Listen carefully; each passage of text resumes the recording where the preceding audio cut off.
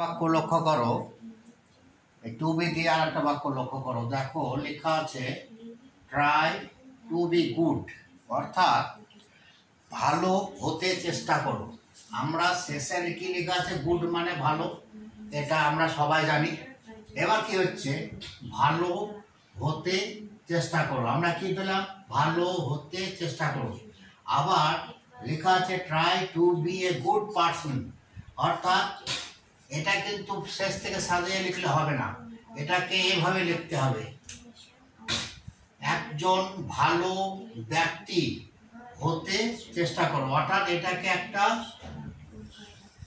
সমষ্টিগত হলেও একসঙ্গে উচ্চারণ করতে হবে, অর্থাৎ একজন ভালো ব্যক্তি হতে চেষ্টা করো। তাহলে কি হচ্ছে? Try to be a good person, একজন ভালো ব্যক্তি হতে চেষ্টা করো। কত সহজে ইংরেজি করা যায় এটা দেখো। এখান থেকে আমরা ইংরেজি কিন্তু আস্তে আস্তে বুঝতে পারবো। অর্থাৎ বুঝতে গেলে আমাদেরকে এখানে কর্তাহীন কর্তা উজ্জ আছে, এখানে আমাদেরকে শেষ থেকে বুঝতে বুঝতে যেতে হবে। আবার যখন বাংলা থেকে ইংরেজিতে আমরা নিয়ে যাব, তখন শেষ থেকে ইংরেজি লিখতে লিখতে চলে যেতে হবে। কিভাবে? চেষ্টা করো ইংরেজিটা প্রথমে লিখতে হবে, তারপরে এই হতে ইংরেজি লিখতে হবে, তারপরে লিখতে হবে ভালো। তাহলে কি হলো? ট্রাই টু বি গুড, আমরা যেটা উপরে পেয়েছি।